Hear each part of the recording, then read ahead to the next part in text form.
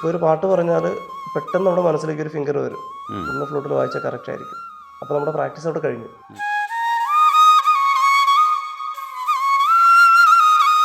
പിന്നെ ഇതുവരെ നമ്മളൊന്നും ലൈഫിലൊന്നും പ്ലാൻ ചെയ്തിട്ടില്ല. ഇതുവരെ നടക്കുന്ന ഒന്നും പ്ലാൻഡ് അല്ല. മുമ്പോട്ടുള്ള ദൈവത്തിൻ്റെ കയ്യിൽ.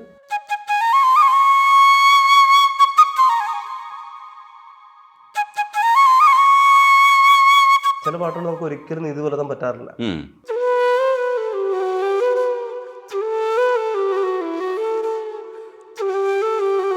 രാജേഷ് വായിച്ചു കഴിയുമ്പോൾ അടുത്ത് എന്താണ് ചോദിക്കേണ്ടതെന്ന് എൻ്റെ തലക്കകത്തില്ല കേട്ടോ.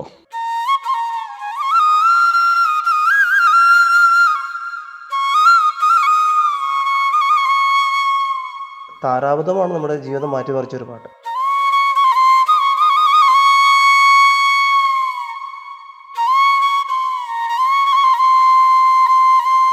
ദാസരൻ പാടി വെച്ചത് അത് ദാസരനെ കൊണ്ട് മാത്രമേ പറ്റുള്ളൂ.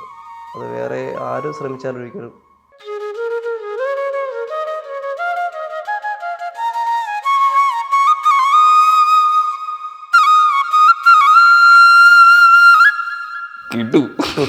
കിട്ടു. ഇത് ഞാൻ ശരിക്കും ഇന്റർവ്യൂവിന് ഇരിക്കുകയാണെന്നുള്ളത് ചില സമയത്ത് മറന്നു പോകുന്നുണ്ട് കേട്ടോ. ക്യാമറയൊന്നും കോൺഷ്യസ് അല്ല, ഞാൻ എൻ്റെ ഉള്ളിൽ പോവാ. നമ്മളിപ്പോൾ ഈ ഫ്ലൂട്ട് കേൾക്കുമ്പോൾ, ഇപ്പോൾ രാജേഷ് വായിച്ചതാണെങ്കിലും നമ്മുടെ ദുഃഖം വരുന്ന സമയത്തൊക്കെ നമ്മൾ ചിലതൊക്കെ കേട്ടിട്ട് നമ്മളതിൽ ലയിച്ചിരിക്കുകയോ കോൺസെൻട്രേഷൻ മാറുകയൊക്കെ ചെയ്യും, ഇല്ലെങ്കിൽ ദുഃഖം തന്നെ ഇരട്ടിക്കുകയൊക്കെ ചെയ്യും. അപ്പോൾ രാജേഷ് സ്വയം എങ്ങനെയാണ് ആ സമയത്ത് അത് എങ്ങനെ കേൾക്കുന്നു എന്നറിയാൻ താല്പര്യമുണ്ട്. മിക്കപ്പോഴും സംഭവിക്കുന്നത്, ചില ലൈറ്റ് നൈറ്റ് ഇങ്ങനെ ഡ്രൈവ് ചെയ്യാൻ നേരത്തെ പെട്ടെന്ന് ഇങ്ങനെ ഒന്ന് ഫ്രഷ് ആകാൻ വേണ്ടി ചിലപ്പോൾ FM വയ്ക്കും. പക്ഷെ ആ സമയത്ത് ഒരുപക്ഷെ നമുക്ക് സാന്ത്വനമാകുന്നത് നമ്മൾ തന്നെ വായിച്ച പാട്ടുകളായിരിക്കും. യാദൃശ്യമായിട്ട് അങ്ങനെയൊക്കെ മിക്കപ്പോഴും സംഭവിച്ചിട്ടുണ്ട്. ഒന്ന് ഫ്രഷ് ആകണം എന്ന് തോന്നുന്ന സമയങ്ങളിൽ. പിന്നെ ഈ ഓരോ മ്യൂസീഷ്യൻസിനുള്ളൊരു പ്രത്യേകത, നമ്മൾ ഈ ക്രിറ്റിസൈസ് ചെയ്യുക, അതായത് നമ്മൾ വായിക്കുന്ന ബീജ് അല്ലെങ്കിൽ പാട്ട് കേൾക്കുമ്പോഴേക്കും അത് ഒന്നുകൂടി നന്നാക്കാമായിരുന്നു, ഒന്നുകൂടി ഭംഗിയായിട്ട് വായിക്കാമായിരുന്നു എന്നൊരു തോന്നലൊക്കെ ചില സമയത്ത് വീണ്ടും കേൾക്കുമ്പോൾ ഉണ്ടാകും. പക്ഷെ ആ സമയത്ത് നമ്മളെല്ലാം മറന്നിട്ട് ആ മ്യൂസിക്കിലേക്ക് മാത്രം വരും. അതിന് ജഡ്ജ് ചെയ്യാൻ പോകാറില്ല. അത് നമ്മൾ ആസ്വദിച്ച് വായിച്ചെങ്കിൽ അത് ജനങ്ങളിലേക്ക് ആസ്വാദന രീതിയിൽ എത്തുള്ളൂ. ഇപ്പോൾ ഷോ തന്നെ നമുക്ക് ഇഷ്ടപ്പെട്ടില്ല എന്നുണ്ടെങ്കിൽ ജനങ്ങൾക്ക് ഇഷ്ടപ്പെടാൻ സാധ്യത കുറവാണ്. ഈ കുറേ തഴക്കം വരുമ്പോൾ ഈ നോട്ട്സും നമ്മൾ ശ്രദ്ധിക്കാതെ എല്ലായിരിക്കും വായിക്കുക, വായിച്ചു പോവല്ലേ, ഫ്ലോയിൽ വായിക്കുകയല്ലേ ചെയ്യുക. അപ്പോൾ നമ്മളും അത് ആസ്വദിക്കുന്നുണ്ടാവും. നമുക്ക് തന്നെ അത് ആസ്വദിക്കാൻ കഴിഞ്ഞാൽ ഭയങ്കര ലഹരിയായിരിക്കും അല്ലേ. ഈ ഏതെങ്കിലും സാഡായിട്ടുള്ള സാധനങ്ങൾ, ഭയങ്കരമായിട്ട് സ്പർശിച്ചിട്ടുള്ള സാധനങ്ങൾ ഏതെങ്കിലും ഒന്ന് വായിക്കുമോ?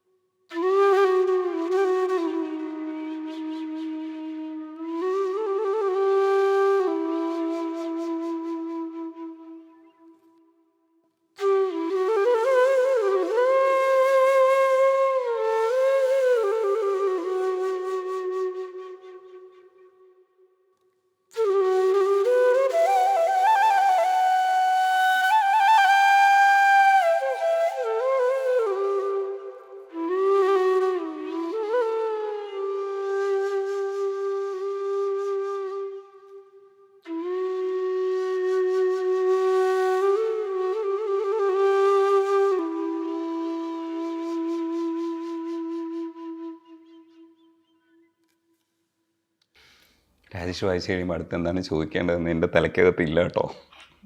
കാരണം ഞാൻ ഇതിനകത്ത് പെട്ടിരിക്കുവാണ്. ഇത് കേൾക്കുന്ന സമയത്ത് നമ്മൾ ചില സ്ഥലത്തേക്ക് എത്താൻ ശ്രമിക്കുമ്പോൾ നമുക്ക് പറ്റാതെ വരുമല്ലോ. ആ പറ്റാതെ വരുമ്പോൾ എങ്ങനെയാണ് മാനേജ് ചെയ്യുക? ഞാൻ നേരത്തെ ചോദിച്ചതുപോലെ പ്രാക്ടീസ് ചെയ്യുമോ അതേ മൂഡ് മാറ്റിയിട്ട് മാനേജ് ചെയ്യുമോ? പ്രാക്ടീസ് ചെയ്യുമ്പോൾ കിട്ടാത്ത സാധനങ്ങൾ അത് നമ്മൾ പ്രാക്ടീസ് ചെയ്ത് തന്നെ വരുത്തണം.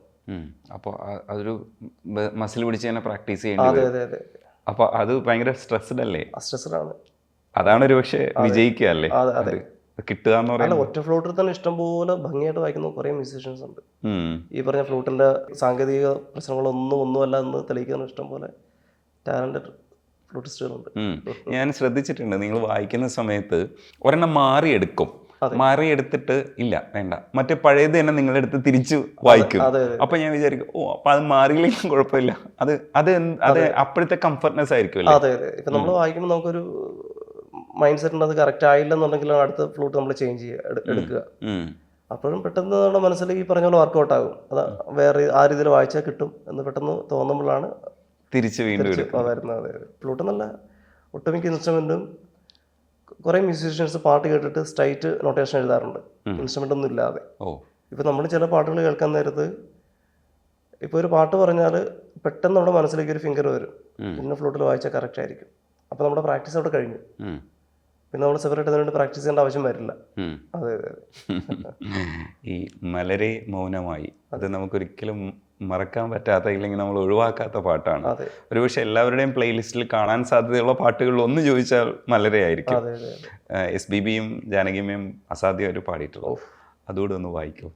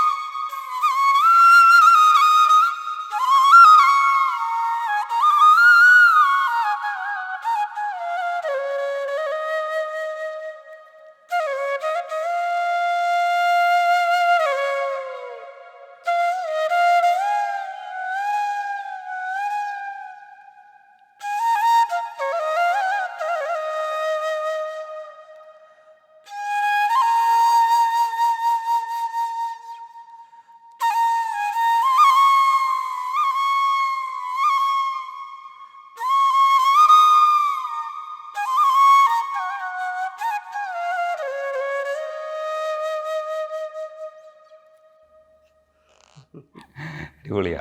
ഈ പാട്ട് ചെറുപ്പത്തിലേ തന്നെ ഉപേക്ഷിച്ചോ? പിന്നീട് പാട്ട് പാടൽ തുടർന്നില്ല ഇതിലേക്ക് കയറിയതിന് ശേഷം? പ്രൊഫഷണലായിട്ട് പാടുന്നില്ലെന്ന് മാത്രം, അല്ലാതെ പാടും. തമാശകൾക്ക് ഫ്രണ്ട്സിനൊപ്പം ഒക്കെ പാടുമായിരിക്കും. വല്ലപ്പോഴൊക്കെ മനസ്സിലെപ്പോഴും പാട്ടുണ്ട്. അപ്പൊ വീട്ടിലൊക്കെ ഗായകനായിരിക്കും അല്ലേ? ഇപ്പോഴൊന്നുമില്ല. വീട്ടുകാരി ഓടിക്കോ പാട്ട് പാടി? ഓടിക്കാണ്ട് വീട്ടിൽ ചെന്നാലല്ലേ ഓടിക്കാൻ പറ്റുള്ളൂ. വീട്ടിൽ ചെല്ലലില്ലല്ലേ? അപ്പൊ മക്കളൊക്കെ മിസ് ചെയ്യില്ലേ? ഇപ്പം രണ്ടുപേരും എത്രയിലൊക്കെ പഠിക്കണേ? അമൃത ഇപ്പോൾ +2 കഴിഞ്ഞിട്ട് ഇപ്പോൾ പാലാ ബ്രില്യൻസിൽ എൻട്രൻസ് കോച്ചിങ് ചെയ്യുകയാണ്. ഇളയ മോള് അമൃത വൈറ്റിലയിൽ 8ാം ക്ലാസ്സിൽ ചെയ്യുകയാണ്. 8ാം ക്ലാസ് പഠിച്ചുകൊണ്ടിരിക്കുന്നു. ഈ അവർക്ക് അച്ഛൻ എന്നുള്ള രീതിയിൽ ഭയങ്കര ഒരു അഭിമാനം ഉണ്ടാവും ചിലരോടൊക്കെ അവർ പറയുന്നത് നമ്മൾ തന്നെ ചിലപ്പോൾ കേട്ടിട്ടുണ്ടാവും. അപ്പൊ എന്താ തോന്നുക രാജേഷിന്? പേരൻസിന് എപ്പോഴും മക്കളെപ്പോഴും എത്രയൊക്കെ തെറ്റിയെന്ന് പറഞ്ഞാലും ഇച്ചിരി മുമ്പിലായിരിക്കുമല്ലോ ആ സ്നേഹത്തിൽ എല്ലാ കാര്യങ്ങളും എന്ന് പറഞ്ഞാൽ അവർക്ക് നമ്മളോട് അതുപോലെ തന്നെ. എല്ലായിടത്തും ഒക്കെ പോയിട്ട് അച്ഛൻ ഇങ്ങനെ അറിയാമോന്നൊക്കെ ചോദിക്കുമായിരിക്കും അല്ലേ പരിചയപ്പെടുത്തുമ്പോൾ? അതൊരു അഭിമാനമായിരിക്കും. എനിക്കത് ഇമാജിൻ ചെയ്യാൻ പറ്റുന്നുണ്ട്. അവർ കാരണം രാജേഷ് അങ്ങനെ ഓരോ സ്ഥലത്തും ഇങ്ങനെ പോപ്പുലർ ആവുന്ന സമയത്ത് അവരുടെ ഒരു ഹാപ്പിനെസ് ആയിരിക്കും ഭയങ്കര രസം. വീട്ടുകാരത്തെ എങ്ങനെയാണ് ഇതിനെ നോക്കി കാണുന്നത്? രാജീവ് ഫുൾ സപ്പോർട്ടാണ്. അവർക്കും ഈ കലയോട് ഭയങ്കര നല്ല താല്പര്യം. ഫാമിലി ഒരു മ്യൂസീഷ്യനെ സംബന്ധിച്ചിട്ട് ഫാമിലി സപ്പോർട്ട് ഇല്ലെങ്കിൽ ഒന്നും ചെയ്യാൻ പറ്റില്ല. മനസ്സമാധാനം ഇല്ലാതെ വീട്ടിൽ ചെന്നിട്ട് കാര്യമില്ല. ചേർത്തല എൻ്റെ നാട്ടിൽ ചെന്ന് കഴിഞ്ഞാൽ എന്നെക്കാട്ടിൽ കൂടുതൽ ആൾക്കാർ അറിയുന്നത് വൈഫ് രാജിയാണ്. ചിലവരിങ്ങനെ സംസാരിച്ച് പോകുമ്പോഴേക്കും ഞാൻ ചോദിക്കും, രാജി അതാരാ എന്നതൊരു നോട്ടം നോക്കും. രാജേഷേട്ടൻ്റെ നാട്ടുകാരെ ഞാനും പറഞ്ഞ് പഠിപ്പിക്കേണ്ടിയിരിക്കുന്നു എന്നുള്ളൊരു അർത്ഥമാണ് നോട്ടത്തിലുള്ളത്. അങ്ങനെയുണ്ട്. നമ്മൾ ഈ പുറത്തൊക്കെ പോയിട്ട് ഈ പുറത്തെ രാജ്യങ്ങളിലൊക്കെ പോകുമ്പോൾ അവിടുത്തെ മ്യൂസിക് എന്താണെന്ന് മനസ്സിലാക്കാനുള്ളൊരു മനഃപൂർവ്വമായിട്ട് ശ്രമിക്കാറുണ്ടോ? അതേ നമ്മൾ ശ്രമിക്കാറുണ്ട്. ആരെങ്കിലും മ്യൂസീഷ്യൻസിനൊക്കെ പരിചയപ്പെടാനും ശ്രമിക്കാറുണ്ട്. അങ്ങനെ വന്നിട്ട് കൊള്ളാൻ താമസിയാതെ വരും. അവരൊക്കെ ചെയ്യുന്ന സമയത്ത് നമ്മുടെ ഇവിടെ ഇൻഡിപെൻഡന്റ് മ്യൂസിക് ഒക്കെ അത്ര പ്രോഗ്രസീവായിട്ട് പോകുന്നില്ല, കുറച്ചൊക്കെ ഉള്ളൂ. അപ്പൊ അങ്ങനെയൊക്കെ ആശങ്ക തോന്നിട്ട് അങ്ങനെ എന്തെങ്കിലുമൊക്കെ സംരംഭമൊക്കെ അങ്ങനെ വരുന്നുണ്ട്. മ്യൂസിക്കുകളൊക്കെ താമസിയാതെ വരും. അപ്പോൾ ഈ സംവിധാനം ചെയ്യുന്നത് മ്യൂസീഷ്യൻ എപ്പോഴും നമ്മൾ ഒരു സംവിധായകൻ കൂടെ ആയിരിക്കുമല്ലോ മനസ്സിൽ. അങ്ങനത്തെ വർക്കുകളൊന്നും അധികം എടുക്കുന്നില്ല, ഈ വായിക്കൽ മാത്രമേ ഉള്ളൂ. കൂടുതൽ വായിക്കലാണ് ചെയ്യുന്നത്. അതിലേക്ക് കൂടെ കടന്നു വരാൻ ആഗ്രഹമില്ല. അതൊരു സമയമാകുമ്പോഴേക്കും നമ്മൾ ഓട്ടോമാറ്റിക്കലി വരുമായിരിക്കും അതിലേക്ക്. ഇപ്പോൾ പരമാവധി വായിച്ച് തീർക്കുക. അതെ, ഇടയ്ക്കിടയ്ക്ക് ചെറിയ ചെറിയ പാട്ടുകളൊക്കെ കമ്പോസ് ചെയ്തിട്ടുണ്ട്, നമ്മുടെ ഓൺ ക്രിയേഷൻസ് 1-2 ചെയ്തിട്ടുണ്ട്. എങ്കിലും ഫുൾ സ്വിങ്ങിലേക്ക് അങ്ങോട്ട് വരാനുള്ളൊരു ഇതായിട്ടില്ല. നമ്മൾ പവിഴമഴയെ വായിച്ചില്ല. ഹരിശങ്കറിന്റെ അസാധ്യ പാട്ടാണ്. ഈ ഹരിശങ്കറിന്റെ പാട്ട് ഭയങ്കര ഇഷ്ടമാണ്. അതിൽ ടോപ്പ് പാട്ടുകളിൽ ഒന്നാണ് പവിഴമഴ വായിക്കുക.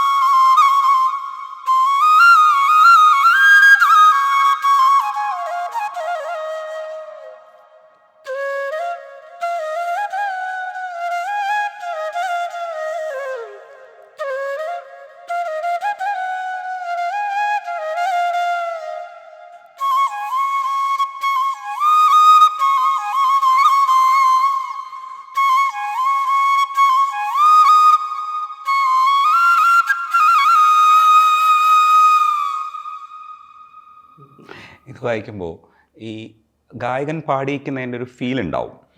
പക്ഷെ ചില പാട്ടുകൾക്ക് നമുക്ക് പെർഫോം ചെയ്യാൻ പറ്റും, ഇൻസ്ട്രുമെൻ്റ് ആയതുകൊണ്ട് കൂടുതൽ പോപ്പുലാരിറ്റി കിട്ടും, കൂടുതൽ പേര് ശ്രദ്ധിക്കുകയും ചെയ്യും. ഒരു പക്ഷേ പാട്ടിനെക്കാളും നമുക്ക് അത് ആ വേദിയിൽ നമുക്ക് പ്രസൻസ് കിട്ടും. പക്ഷേ ചില പാട്ടുകളിൽ ഹസ്കിനെസ് ഒക്കെ കൊണ്ടുവരുമ്പോൾ നമ്മൾ കോമ്പറ്റ് ചെയ്യാൻ ശ്രമിക്കുമോ, അത് പിടിക്കാൻ പറ്റിയില്ലല്ലോ എന്നൊക്കെയുള്ളത്? അതൊരു വേറൊരു മൂഡാണല്ലോ അത്. മിക്കപ്പോഴും ചില പാട്ടുകൾ നമുക്ക് ഒരിക്കലും ഇത് പുലർത്താൻ പറ്റാറില്ല. ഇൻസിഡന്റ് വരുമ്പോഴേക്ക് ഹൈ ഒക്കെ പോകുന്ന സമയത്ത് ഒരു പക്ഷെ പാട്ടുകാരന് പിടിക്കാൻ പറ്റാത്ത രീതിയിൽ നമ്മൾ പിടിക്കും ഇൻസ്ട്രുമെന്റ് ആയതുകൊണ്ട്. പക്ഷെ ലോ ചില സ്ഥലങ്ങളിലേക്ക് കൊണ്ടുവരുന്ന അക്ഷരങ്ങളും എല്ലാം ചേരുന്നുള്ള ഫീൽ ഉണ്ട്, അത് ഭയങ്കര പാടായിരിക്കും. അപ്പം മനസ്സിൽ എവിടെയെങ്കിലും ഇങ്ങനെ കോമ്പറ്റ് ചെയ്യാൻ ശ്രമിക്കുമോ എന്നുള്ളത്? അത് പറ്റിയില്ലല്ലോ. അതൊരിക്കലും ആ ഒരു ചിന്ത മനസ്സിലേക്ക് ഒരിക്കലും വരാറില്ല, വന്നിട്ടില്ല. ഓരോ പാട്ടിനും ഇപ്പോൾ ഒരു ദാസരൻ പാടി വെച്ചത് അത് ദാസരനെ കൊണ്ട് മാത്രമേ പറ്റുള്ളൂ. അത് വേറെ ആരും ശ്രമിച്ചാലും ഒരിക്കലും അത് പറ്റില്ല. നമുക്ക് അവിടെ ഇവിടെയൊക്കെ തൊട്ട് തലോടി പോകാന്ന് മാത്രമേ പറ്റുള്ളൂ. നോട്ട്സ് ഒക്കെ വെച്ചിട്ട് നമുക്കൊരു ഇത് വെക്കാം, പക്ഷെ ഫീല് വരുത്താൻ വേണ്ടിയിട്ട് ഉള്ളു ശ്രമിക്കുമല്ലോ. അത് ഓട്ടോമാറ്റിക്കലി വരുന്നതാണ്. അത് അതിനുവേണ്ടി ഫീൽ വരുത്താൻ വേണ്ടി ചെയ്യുന്നതല്ല, ഓട്ടോമാറ്റിക്കലി വരുന്നതാണ്. അതിലുണ്ട്, ആ ഫീൽ ഉണ്ട്. അതെ, നമ്മൾ പ്ലെയിൻ ആയിട്ട് വായിച്ചാൽ കിട്ടൂലല്ലോ. പക്ഷെ അതായത് നമ്മളിപ്പോൾ ഒരു പാട്ട് വായിക്കുമ്പോൾ ആ സ്വരം ചിട്ടപ്പെടുത്തി വായിച്ചാൽ ആ സ്വരം മാത്രമേ വരുള്ളൂ. അപ്പോൾ അതിൻ്റെ ആ പാട്ടിൻ്റെ ഒരു ഫീലും ആ ട്യൂണും എല്ലാം കൂടി ഒരുമിച്ച് വരുമ്പോഴാണ് അതിന് ആ ഈ ഉദ്ദേശിക്കുന്ന ഫീല് വരിക. അതെ. നൊട്ടേഷൻ മാത്രം വായിച്ചാൽ നൊട്ടേഷൻ ആ ഒരു നോട്ടുകൾ മാത്രമേ കേൾക്കുള്ളൂ, വേറെ ഒന്നും അതിൽ വരില്ല. ഇപ്പോൾ ഈ പാട്ട് പാടുന്നതിന് മുമ്പ് നമ്മളിത് വായിച്ചു എന്ന് കരുതുക, പാട്ട് കേട്ടതിന് ശേഷം നമ്മൾ വായിച്ചു എന്ന് കരുതുക, രണ്ടായിരിക്കില്ലേ? ആയിരിക്കും. ഒരു നോട്ട് കൊടുത്തു കഴിഞ്ഞാൽ ഇപ്പം ഞാൻ തന്നെ സിനിമയിൽ വായിച്ച കുറേ ബിജി ചില ആർട്ടിസ്റ്റുകൾ സ്റ്റേജിൽ വായിക്കുമ്പോഴേക്കും ഞാൻ ചിലപ്പോൾ അത് ഒന്നുകൂടി ഭംഗിയായിട്ട് വായിക്കാറുണ്ട്. അപ്പോൾ അത് ഞാൻ ആലോചിക്കും, എനിക്ക് വേണം അങ്ങനെ വായിക്കാമായിരുന്നു. കാരണം നമുക്ക് തരുന്ന നൊട്ടേഷൻ എൻ്റെയും വേറൊരു ഫ്ലൂട്ടിസ്റ്റിനെയും മനസ്സിൽ രണ്ട് രീതിയിൽ വർക്കൗട്ട് ആകുക. അപ്പോൾ ചില സാധനങ്ങളൊക്കെ അതിഗംഭീരമായിട്ട് നമുക്ക് വായിക്കാൻ പറ്റും, ചിലത് ചിലപ്പോൾ ഉദ്ദേശിക്കുന്ന രീതിയിൽ വായിക്കാനും പറ്റും. അത് ഓരോ ആർട്ടിസ്റ്റ് മ്യൂസീഷ്യൻസിൻ്റെ കാലിബറാണ്. ഈ സിനിമയിൽ വായിച്ച ബിറ്റുകളെ കുറിച്ച് എനിക്ക് വലിയ ധാരണയില്ല, ഏതെങ്കിലുമൊക്കെ ഒന്ന് വായിച്ച് കേൾപ്പിച്ചു തരുമോ?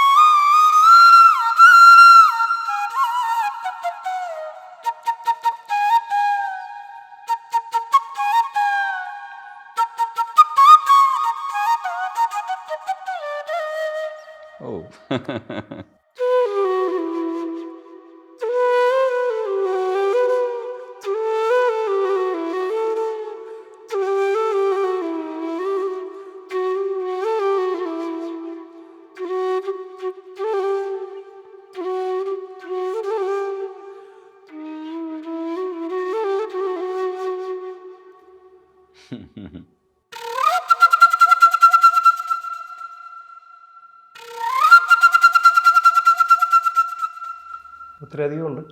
റീസെന്റ് വരെ വായിച്ചിട്ടുണ്ട്, ഒന്നും മനസ്സിലേക്ക് വരുന്നില്ല. ഈ പ്രേമത്തിൽ വർക്ക് ചെയ്തിട്ടുണ്ടോ? അതാണ് ലാസ്റ്റ് വായിച്ചത്. അടിപൊളി. പ്രേമിക്കുമ്പോൾ നീയും ഞാനും അസാധ്യമായിട്ട് ബിജുവാലേട്ടൻ്റെ കിടിലുമാണത്. ശരിക്കും ജയചന്ദ്രൻ സാർ നന്നായിട്ട് പാടിയിട്ടുള്ളൊരു പാട്ടുകൂടെയാണ്. ആ മനുഷ്യന്റെ അതെ വോയിസ് എത്രയും ലൈറ്റ് ആയിക്കൊണ്ടിരിക്കുക പ്രായമാവും തോറും. അപ്പൊ നമ്മൾ അത്ഭുതപ്പെടുന്ന ഒരു വോയിസാണ്. അടിപൊളിയാണ്. ഈ ജോൺസൺ മാഷിനെ കുറിച്ചൊക്കെ പറയുമ്പോൾ എളുപ്പത്തിൽ നമ്മൾ സ്കിപ്പ് ചെയ്ത് പോകാൻ പാടില്ലാത്ത ഒരു പേരും കൂടെ ഉണ്ട്, രവീന്ദ്രൻ മാഷ്.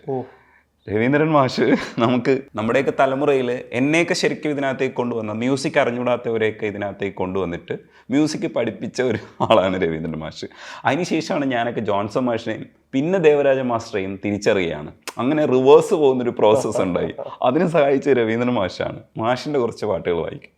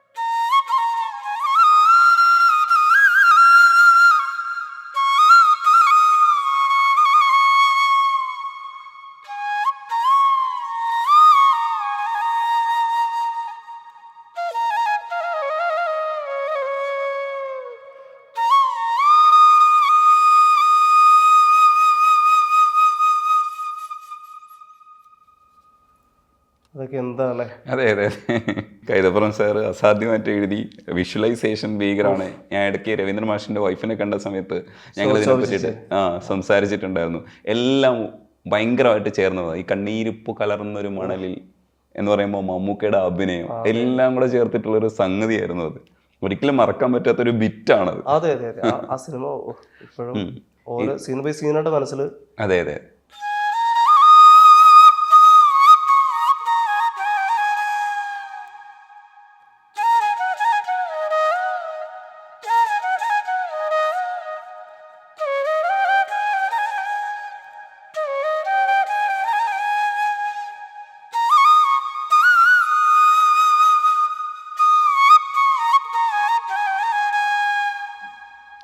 ഓ വേറെ ഓർക്കുന്നുണ്ടോ രവീന്ദ്ര മാഷിന്റെ പാട്ടുകൾ?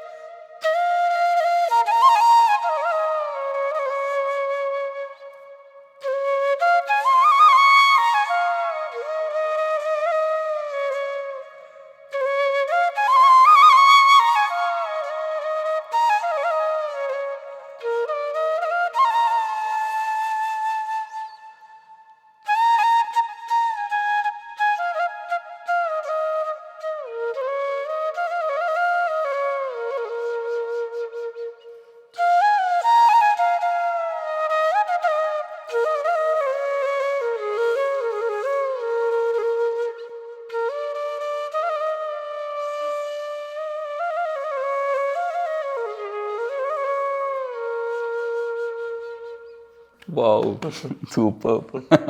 ഈ പ്രമദവനത്തിലെ അതിൻ്റെ ബാക്കി കൂടെ ഏതോതോ കഥയിൽ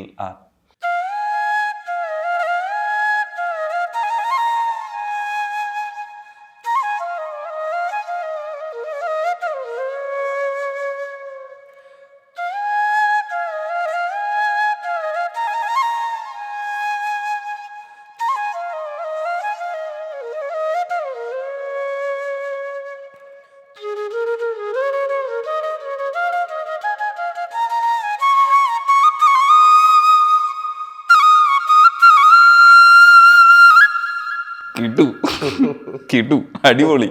എന്താ വെച്ചാൽ ഇത് ഞാൻ ശരിക്കും ഇൻ്റർവ്യൂവിന് ഇരിക്കുകയാണെന്നുള്ളത് ചില സമയത്ത് മറന്നു പോകുന്നുണ്ട് കേട്ടോ. ക്യാമറയൊന്നും കോൺഷ്യസ് അല്ല, ഞാൻ എൻ്റെ ഉള്ളിൽ പോവുക. നിങ്ങൾ വായിക്കാൻ ശ്രമിക്കുമ്പോൾ അതിനകത്ത് ഒന്ന് തെറ്റ് വരരുതേ എന്നുള്ളൊരു ആഗ്രഹം എനിക്കുണ്ടാവും. പിന്നെ ഇതിനെ ആസ്വദിക്കണം, എനിക്ക് ഇതിനകത്ത് ഞാൻ വീണു പോവുകയാണ്. അത്രയ്ക്ക് രസമായിട്ട് പോകുന്നുണ്ട്. ഇതുകൊണ്ട് തന്നെ ആരാധകർ ഒരുപാട് പേര് വരും. കാരണം മ്യൂസിക്കാണ് അടുപ്പിക്കുന്നത്. വ്യക്തിപരമായി രാജേഷിനെ അറിഞ്ഞുകൂടായിരിക്കും. ഈ ആരാധന എങ്ങനെയാണ്, അപ്പോൾ ആരാധകരെയൊക്കെ എങ്ങനെ കൈകാര്യം ചെയ്യും? സത്യം പറയാൻ സന്തോഷമാണ്. കാരണം ഒന്നുമല്ലാത്ത നമ്മളെങ്ങനെ ആൾക്കാർ അറിയുന്നു എന്ന് അറിയുന്നത് ഭയങ്കര ഭയങ്കര സന്തോഷമുണ്ട്. അതായത് നമ്മളെവിടെയോ ഒരു നാട്ടിൽ കിടക്കുന്നു, പിന്നെ ഏതൊക്കെയോ നാടുകളിൽ നിന്ന് നമുക്ക് മെസ്സേജ് വരുന്നു. അതൊക്കെ ഭയങ്കര ഭാഗ്യമാണ്. അല്ല, അവരൊക്കെ അടുത്ത് വരാൻ ശ്രമിക്കുമ്പോൾ, രാജേഷിന് പരിചയപ്പെടാനൊക്കെ വരുമ്പോൾ അത് എൻകറേജ് ചെയ്യുമോ? അതെ ഇല്ല എൻ്റെ മ്യൂസിക് കേട്ടാൽ മതി എന്ന് പറഞ്ഞ് ദൂരേക്ക് നിർത്തുമോ? അയ്യോ, അങ്ങനെ ദൂരേക്ക് നിർത്തി അവരെല്ലാം നമ്മളെങ്ങനെ ഉള്ളത്? ആരാധകരും നമ്മളെ സപ്പോർട്ട് ചെയ്യുന്ന ആൾക്കാരില്ലാതെ ഒരിക്കലും ഒരു മ്യൂസീഷ്യൻ നിൽക്കാൻ പറ്റില്ല. എൻ്റെ അനുഭവമാണ് പറയുന്നത്. എല്ലാവർക്കും അങ്ങനെ എനിക്കറിയില്ല. പക്ഷേ ആരാധകരാണ് നമ്മളുടെ വിജയം. മാക്സിമം നമ്മൾ അവർക്ക് വേണ്ട സമയം കൊടുക്കാറുണ്ട്. വേദികളിൽ നമ്മൾ ഷോ കഴിഞ്ഞിട്ട് ചിലപ്പോൾ 1 മണിക്കൂർ കഴിഞ്ഞിട്ടാണ് നമ്മൾ വേദിയിൽ നിന്ന് ഇറങ്ങാറുള്ളത്. അതുപോലെ സാഹചര്യങ്ങളാണ് മിക്കപ്പോഴും. അപ്പോൾ സംഘാടകരെന്ന് വിളിക്കും, മാറി നമുക്ക് പെട്ടെന്ന് പോകാം.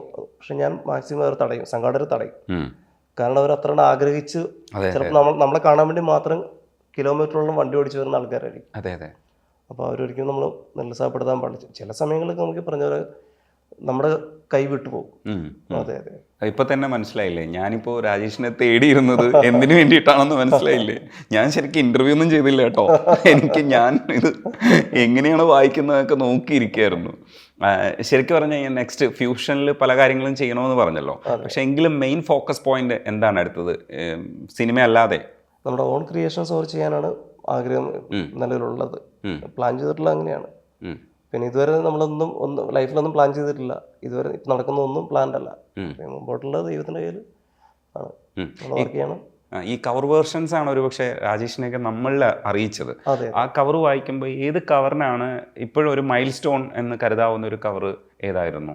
ഇപ്പോൾ നമുക്ക് താരാപഥമാണ് നമ്മുടെ ജീവിതം മാറ്റിമറിച്ചൊരു പാട്ട്. ഫസ്റ്റ് നമ്മൾ യൂട്യൂബിൽ വന്ന മെയിൻ വീഡിയോസുകളിലൊന്ന് താരാപഥമാണ്. പിന്നെ ഏറ്റവും കൂടുതൽ വ്യൂവർഷിപ്പ് ഉള്ളത് NEC പാടി വരും, തുള്ളാതവനും തുള്ളും. ആ പാട്ടിന് ഓൾ ഓവർ ദ വേൾഡ് നമുക്ക് ഫാൻ ഫോളോവേഴ്സ് ഉണ്ട്. ഇപ്പോഴും ആൾക്കാർ സ്റ്റോറിയും സ്റ്റാറ്റസൊക്കെ ഇടുന്നുണ്ട് ആ പാട്ട് എടുത്തിട്ട്. അപ്പോൾ അത് രണ്ടും ആദ്യം വായിക്കൂ, എന്നിട്ട് ബാക്കി സംസാരിക്കാം നമുക്ക്.